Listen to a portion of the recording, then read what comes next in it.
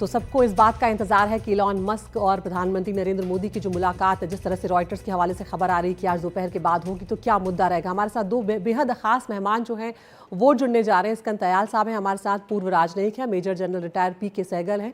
बहुत बहुत स्वागत है आप दोनों का यहाँ पर। सहगल साहब, अगर मैं आपके पास पहले यहाँ पर आना चाहूँ तो जिस तरह की रिपोर्ट्स मिल रही हैं पीएम मोदी और मस्क के बीच एआई पॉलिसी, स्टारलिंक की जो सेवाएं हैं उसको लेकर, प्लांट को लेकर चर्चा हो सकती है, कितना अहम आप इसे मानते हैं? क्योंकि हम ये बात जानते हैं कि इलॉन मस्क जो है बहुत वक्त से भारतीय बाजार जो है उसमें एंट्री करना चाह रहे हैं।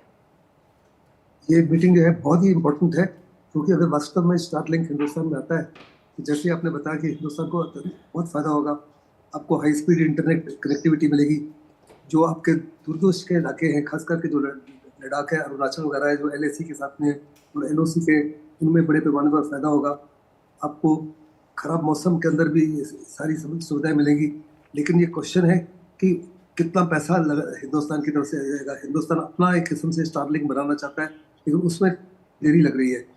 और इंटरिम में आज बड़े सारे देश हैं, अगर आप देखो यूक्रेन कंप्लीटली डिपेंडेंट है स्टारलिंक के ऊपर, तो स्टारलिंक से काफ़ी से ज़्यादा फायदे हो सकते हैं और इसके ऊपर बातचीत होगी। दूसरा, वो बड़े देश से कोशिश कर रहे थे कि टेस्ला को हिंदुस्तान के अंदर मैन्युफैक्चर किया जाए, लेकिन जो उनकी इनिशियल ऑफर थी वो हिंदुस्तान ने एक्सेप्ट नहीं की थी।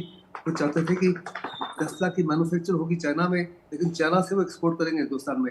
हिंदुस्तान कह रहा है कि आप टेस्ला को हिंदुस्तान में ही मैन्युफैक्चर करो विद ट्रांसफर ऑफ टेक्नोलॉजी, क्योंकि हिंदुस्तान हर समय, हम साफ तौर पे कह रहे हैं, make in India and make for the world, आत्मनिर्भर भारत। तो हम चाहते हैं कि वो अपनी ट्रांसफर टेक्नोलॉजी लगाएं और हिंदुस्तान के अंदर ही प्रोडक्शन करें और हिंदुस्तान के अंदर बेचे और दूसरे देशों में बेचे। लेकिन चाइना की तरफ से जो हमको एक्सपोर्ट करेंगे वो हमको एक्सेप्टेबल नहीं है। अगर आप देखो, पहले भी तो बस हिंदुस्तान आना चाहते थे, लेकिन बजाय हिंदुस्तान के आने चाइना चले गए। तो काफ़ी से ज़्यादा डिफरेंसेस रहेंगे। हो सकता है कि आज ये डिफरेंसेस जो है रिजॉल्व हो जाए और उनको इजाज़त मिल जाए। फिर बड़े पैमाने पर वो चाहते हैं कि इलेक्ट्रॉनिक व्हीकल्स जो हैं, जो चाइना बहुत बड़ा बाजार हो चुका है और अमेरिका भी उसमें काफ़ी बड़े पैमाने पर बनाना शुरू कर रहा है जी, उसमें भी हिंदुस्तान उनको रियायत दे। बिल्कुल, तो महत्वपूर्ण होगा ये आप बात जो कह रहे हैं। टेस्ला की भी बात यहाँ पर है। दयाल साहब भी हमारे साथ हैं। दयाल साहब, यहाँ पर एआई पॉलिसी को लेकर बातचीत होना संभव है, स्टारलिंक की सेवाएं और टेस्ला के प्लांट को लेकर चर्चा हो सकती है, ये भी हम जानते हैं। और खासतौर पर हम ये देख रहे हैं कि प्रधानमंत्री मोदी का जोर जो है भारत के डिजिटल ट्रांसफॉर्मेशन और भारत जो है उसमें निवेश बढ़ाने पर लगातार बना रहता है और इन मुद्दों को वो तमाम अंतर्राष्ट्रीय मंचों पर उठाते रहे हैं। देखिए, भारत की नीति और ये टेस्ला के एलोन मस्क हैं या जो भी प्राइवेट सेक्टर है अमेरिका का, वहाँ नज़रिए में बहुत फ़र्क है। भारत के प्रधानमंत्री ह्यूमन सेंट्रिक अप्रोच चाहते हैं। वो टेक्नोलॉजी का इस्तेमाल डेवलपमेंट के लिए, प्रगति के लिए करना चाहते हैं, अपने देशवासियों के लिए और ग्लोबल साउथ के लिए भी। जबकि जो भी अमेरिकन कंपनीज हैं उनका केवल एक ही मोटिव है, प्रॉफिट मोटिव। तो कहीं ना कहीं एक सोच में, नज़रिए में फ़र्क है और इन दोनों को जोड़ने में समय लगेगा और ये संभव है, पर समय लगेगा। टेस्ला में अब वो चीन की बनी हुई टेस्ला कार भारत में निर्यात करना चाहते हैं एलोन मस्क। हम कह रहे हैं भारत में बनाइए। तो अगर अमेरिका कहता है मेक अमेरिका ग्रेट अगेन, तो हमारे भी प्रधानमंत्री की, हमारे भी देश की कुछ एम्बिशंस हैं, कुछ कि आत्मनिर्भर भारत हो और भारत में से ये सब बने। तो इसको एलन मस्क को भी समझना चाहिए और राष्ट्रपति ट्रंप को भी समझना चाहिए कि अगर वो अपने देश को मेक अमेरिका ग्रेट अगेन करना चाहते हैं तो भारत भी अपने देश को आगे बढ़ाना चाहता है, तो मिलके ये काम करे। बिल्कुल, जिसमें दोनों देशों की तरक्की जो है वो हो पाए। एक चीज मैं और कहना चाहूंगा, बिल्कुल, जैसे आर्टिफिशियल इंटेलिजेंस की आजकल बहुत बात हो रही है। भारत ओपन सोर्स चाहता है, भारत चाहता है ग्लोबल साउथ के लिए भी एक्सेसिबल। अगर हम प्रधानमंत्री का भाषण जो उन्होंने समिट में दिया पेरिस में, ध्यान से सुने, वो जो एलन मस्क चाहते हैं और अमेरिकन कंपनीज चाहती हैं उसके बिल्कुल विपरीत है। Elon Musk OpenAI company को $70 बिलियन में खरीदना चाहते हैं। क्यों? क्योंकि वो उससे प्रॉफिट कमाना चाहते हैं। जबकि भारत के प्रधानमंत्री और भारत की खुली नीति है फ्रांस के साथ और सब देशों के साथ कि जो भी नई टेक्नोलॉजी आए, इस्तेमाल हो, वो दुनिया के लिए हित के लिए हो, जनता के हित के लिए हो, अफोर्डेबल हो। जबकि अमेरिका की प्राइवेट कंपनीज केवल अपने प्रॉफिट की बात देख रही हैं। तो कहीं ना कहीं नजरिए में फर्क है, पर ये तो समझाना होगा, ये कूटनीति है, डिप्लोमेसी है। और इसी तरह डेटा लोकलाइजेशन का भी जो है मामला, जी data is the new oil. बिल्कुल, उस मुद्दे पर भी हम अमेरिकन आएंगे तयाल साहब। यहाँ पर जिस तरह से आप भी जिक्र कर रहे हैं कि दोनों की तरक्की जुड़ी हो, वही बातचीत आगे बढ़े, तभी बात बनती हुई नजर आती है। क्योंकि हम जानते हैं कि इलॉन मस्क की कंपनी स्टारलिंक भारत में सैटेलाइट इंटरनेट सेवा शुरू करना चाहती है। लेकिन अब हम आगे थोड़ा सा बढ़े इसी मुद्दे पर। प्रधानमंत्री नरेंद्र मोदी और ट्रंप की मुलाकात को लेकर अगर बात करें, दोनों नेताओं के बीच किन मुद्दों पर बातचीत हो सकती है, यहाँ पर हम आपको ये भी बताते चलते हैं। क्योंकि कई मुद्दे ऐसे हैं जिनको लेकर थोड़ी खींचतान भी जो है वो देखने को मिल रही है। तो व्यापार और टैरिफ का जो रक्षा सहयोग का जो मामला है, वो यहाँ पर इन मुद्दों पर चर्चा संभव है। रक्षा सहयोग जो है वो इन दोनों देशों के बीच में एक बहुत बड़ा मुद्दा है जिस पर चर्चा हो सकती है। युद्धक विमानों की खरीद जो है उसको लेकर भी हम जानते हैं कि अमेरिका लगातार ये बात उठा रहा है कि भारत रक्षा सौदा जो है वो अमेरिका के साथ ज़्यादा से ज़्यादा बढ़ाए। इसके अलावा AI का जो मुद्दा है उस पर बातचीत हो सकती है, जो अपने आप में बहुत महत्वपूर्ण है। इसके अलावा तेल आयात का जो मुद्दा है वो एक महत्वपूर्ण मुद्दा रहेगा। एनर्जी के जो अग्रीमेंट्स हैं उसको लेकर बातचीत हो सकती है। H1B वीज़ा जो है उसको भी बढ़ाने पर बातचीत हो सकती है, क्योंकि इससे बहुत ज़्यादा भारतीय जो है उनका कहीं ना कहीं भविष्य जो है वो जुड़ा हुआ है।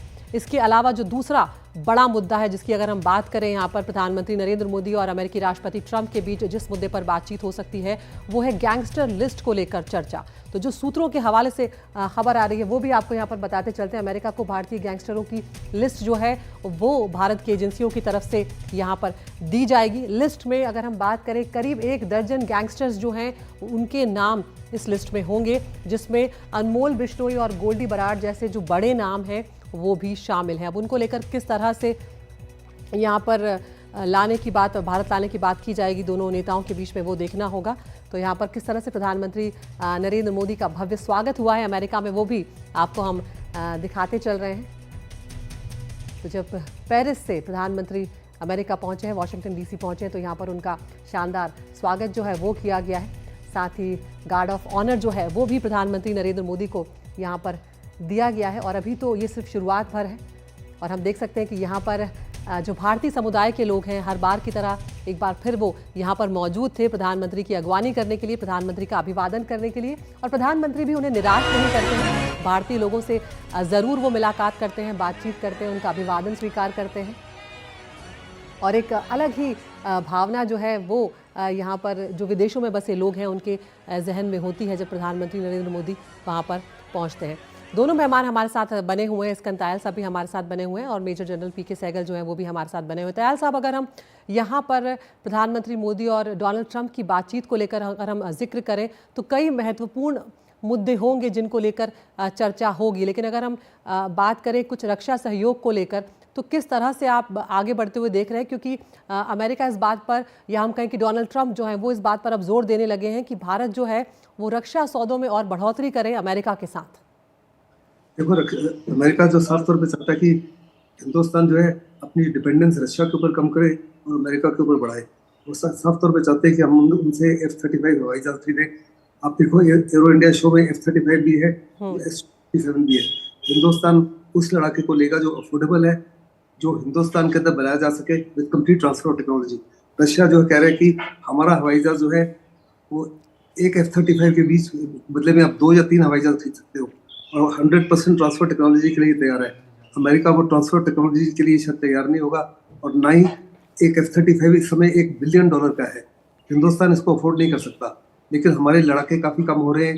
हमारे जो नेबरहुड में पाकिस्तान और चाइना के 5th जनरेशन भी है, 6th जनरेशन जो उन्होंने अनवील किया है, वो पाकिस्तान को भी 5th जनरेशन दे रहा है। हिंदुस्तान के पास 32 स्क्वाड्रन है एज अगेंस्ट रिक्वायरमेंट ऑफ 42.5। वो 32 में से भी तकरीबन 11 से ज़्यादा अपनी लाइफ को खत्म कर चुके हैं, 40 साल से ज़्यादा पुराने हैं। अगर आप कल देखें तो जो हमारे एयर चीफ है उन्होंने साफ तौर पे कहा है उनको भरोसा नहीं है HAL के ऊपर और वो चाहते हैं कि कोई भारी लड़ाका इंडक्ट किया जाए हिंदुस्तान को हवाई सुरक्षा प्रदान करने के लिए जी। तो सब पे जानते हैं कि अगर कल हमारी मुठभेड़ हो जाती है चाइना और पाकिस्तान के साथ में, तो चाइना और पाकिस्तान कंबाइंड 65 स्क्वाड्रन खड़ा कर सकते हैं, जबकि हमारे पास 32 स्क्वाड्रन है। तो सर्विसिबिलिटी को निगाह में रखते हुए हम ज़्यादा से ज़्यादा 20 से 22 स्क्वाड्रन उनके सामने उतार सकेंगे, क्योंकि मैं खुद पायलट हूँ। 70 to 75% सर्विसिबिलिटी बहुत बड़ी सर्विसिबिलिटी होती है। साथ ही साथ वो चाहते हैं कि हमारे जो हम ट्रांसफर टेक्नोलॉजी के माध्यम से F414 इंजन बनाना चाहते हैं। पहली बात जब हुई थी बाइडेन के साथ, उन्होंने कहा था 80% ट्रांसफर टेक्नोलॉजी करेंगे। हिंदुस्तान की कोशिश होती है 100% ट्रांसफर टेक्नोलॉजी करें, बिल्कुल उसी माफिक जैसे फ्रांस का सेफ्रॉन इंजन है जो हमारे stealth 5th generation stealth aircraft को में लगेगा, उसमें वो 100% ट्रांसफर टेक्नोलॉजी ऑफर कर रहे हैं। हिंदुस्तान भी चाहेगा ट्रांसफर टेक्नोलॉजी।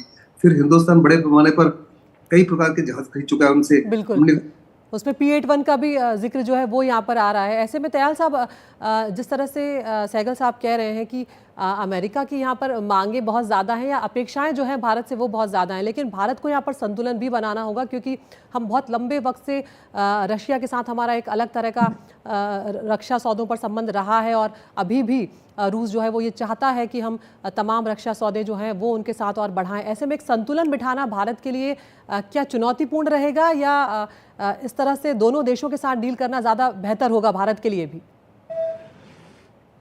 भारत को संतुलन बनाना चाहिए। एक बात मैं ये कहना चाहूँगा कि पिछले 10 वर्ष में प्रधानमंत्री मोदी के नेतृत्व में भारत अमेरिका संबंध बहुत ही ऊंचे गए हैं। हर ट्रेजेक्ट्री बहुत अच्छी रही है, चाहे वो राष्ट्रपति ओबामा हो, चाहे राष्ट्रपति ट्रंप हो पहले टर्म में, या राष्ट्रपति बाइडेन हो। तो सबसे महत्वपूर्ण ऑब्जेक्टिव इस समय जो हमारे डेलीगेशन के लिए या प्रधानमंत्री के लिए होगा कि ये ट्रेजेक्ट्री कायम रहे और भारत अमेरिका संबंध आगे इसी तरह बढ़ते रहें, और राष्ट्रपति मोदी कुछ उसमें झकझोर ना दें या कुछ उसमें कोई डिस्टरबेंस ना आए। तो उनके राष्ट्रपति ट्रंप की अब 3 डिमांड हैं, जैसे आपने कहा कि भाई अमेरिका से आप ज़्यादा खरीदिए। दूसरा जो H1B वगैरह है उस पर कुछ फैसला हो जाएगा, उस पर कोई मुझे नहीं लगता कि कोई परेशानी होगी।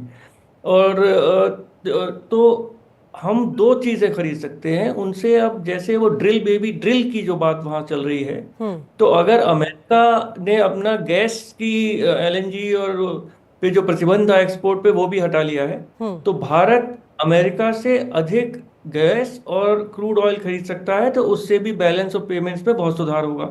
जहाँ तक ये रक्षा सामग्री का सामान है, भारत ने पहले ही बहुत ज्यादा कॉन्ट्रैक्ट किए हुए हैं।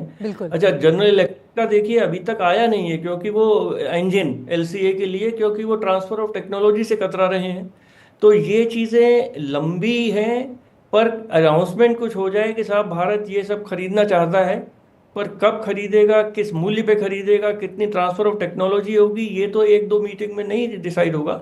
पर शायद कोई नए प्लेटफॉर्म्स के लिए कुछ ना कुछ फैसला हो सकता है, खुल जाए। हाँ बिल्कुल, और इस मीटिंग के जरिए बातचीत शुरू हो जाए, वो भी एक बड़ी बात होगी। इसके साथ बड़ी बात आप यहाँ पर कह रहे हैं सहगल साहब, लेकिन हम जानते हैं कि टैरिफ का एक ऐसा मुद्दा है जिसको लेकर ट्रंप जो है वो काफ़ी अग्रेसिव यहाँ पर नजर आ रहे हैं, और हम जानते हैं कि अमेरिकी सामान पर आयात शुल्क कम होना चाहिए, ये भी ट्रंप जो है वो चाहते हैं। साथ ही भारत का पलड़ा जो है व्यापार के क्षेत्र में देखा जाए तो अभी अमेरिका से भारी है। व्यापारिक रिश्तों को संतुलित करने का रास्ता निकाले भारत, ये भी कहीं ना कहीं अमेरिका चाहता है, क्योंकि ट्रंप को ये लगता है कि अमेरिका का व्यापार घाटा जो है वो भारत से बहुत ज़्यादा है। तो टैरिफ एक बड़ा मुद्दा रहेगा बातचीत का, इसमें किसी प्रकार का कोई शक नहीं है। टैरिफ का मुद्दा बहुत बड़ा मुद्दा रहेगा, लेकिन इतना ज्यादा इम्बैलेंस नहीं है। हमारा टोटल इम्बैलेंस $37 बिलियन है, जबकि चाइना और अमेरिका का ऑलमोस्ट $1 ट्रिलियन है।